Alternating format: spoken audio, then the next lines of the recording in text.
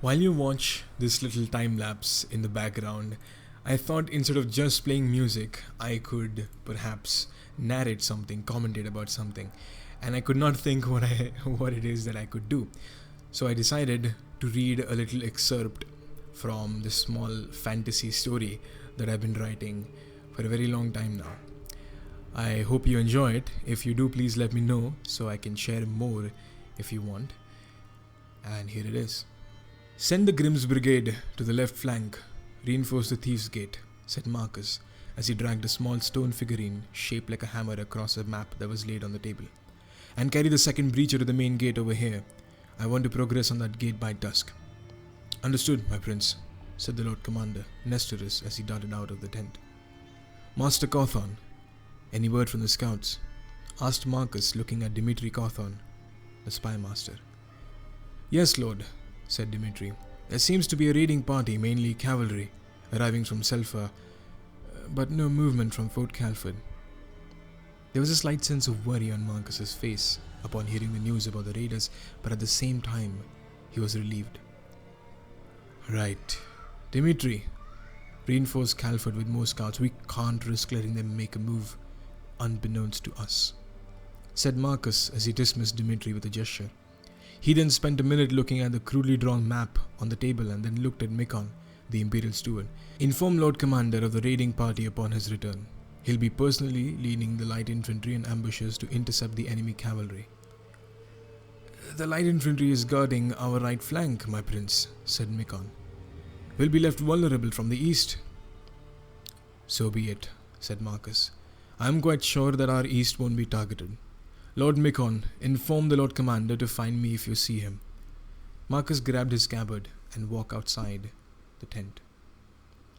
Hundreds of other tents were set up on this small plateau overlooking the hill fort they were sieging.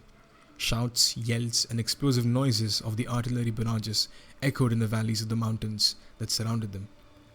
Marcus walked past the many tents, followed by at least a dozen men, all commanders of the different infantry regiments. "According to our scouts, the reinforcements still haven't crossed the river. That gives us plenty of woods at the foot of these hills to mask our arrival," said Marcus as he continued walking on the edge of the same cliff overlooking the fort. "I want 3 regiments following the river and 4 regiments flanking from the west, cutting through the forest heading southwards. Beware of enemy scouts. We're not fighting the Uringas here. These humans are just as capable of espionage as us." Having said that, Marcus began walking away from the cliff towards a small open field where hundreds of men, light infantry, stood waiting for their commanders. The open field crackled with anticipation, hundreds of faces looking at Prince Marcus in the fading crimson light of dusk. His golden breastplate gleamed, a lone beacon of hope against the odds. "Men of the Empire," Marcus began, his voice low but carrying a steel edge. "The hour is upon us. Those we face are not Uringas, savages from the desolate north. These are men of cunning, trained to outthink us at every turn. Yet we are the lion's claw, swift and relentless. Our enemy sleeps in the fortress below, drunk on arrogance. The raiding party from Selfa is their desperate grasp for salvation. It shall be their fall." He surveyed the assembled troops, and a ripple of grim determination passed through their ranks. A figure emerged from the shadows, the seasoned face of Lord Commander Nestorus Grimm. "My prince, I have word from Mikon. The raiding party is indeed cavalry, their scouts skirting the river's edge. They mean to break our supply lines, cut us off before the ships arrive from Morillond." Marcus's eyes narrowed like a predatory cat. "Excellent. Tell Mikon the light infantry shall be our hound, Nestorus, and you shall lead them." Nestorus stiffened, his old warrior spirit kindled. "With honor, my prince.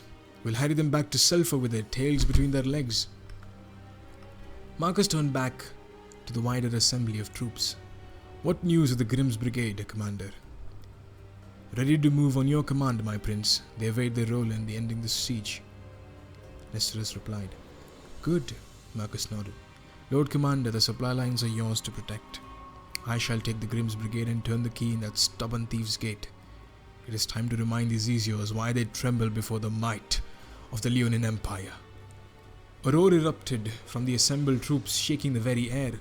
Swords were raised high, a chorus of steel promising death and glory. Marcus motioned towards the stoic ranks of the Grimm's Brigade. Their very name was synonymous with unwavering resolve. Men of the Grimm's Brigade. His eyes blazed, holding each soldier's gaze. Those walls are but a stepping stone, a trial to harden our will. Archers rain death from above, but you are their storm. Each one of you bears the weight of victory, the weight of the Empire itself. Today, we paint Fort Walton in red, and let all of Ezio know the true meaning of fear. Nestorus watched Prince Marcus lead the Grimm's Brigade, their march purposeful and unyielding. They were headed straight into the heart of the battle, where the fortress walls spat defiance. The old commander felt a surge of a feeling he hadn't tasted in years. True hope. Perhaps this young prince, burning with purpose and a desire to prove himself, was exactly what the very Empire needed. This wasn't about ego, as he'd feared, but the desperate, glorious gamble of a man who would either carve his name in history or disappear into the blood-soaked earth. One thing was for sure, the siege of Fort Walton was about to witness a battle worthy of legends. Let me know how that was. You liked it, you didn't like it, you found it to be complete horseshit. Do let me know in the comments. Thank you.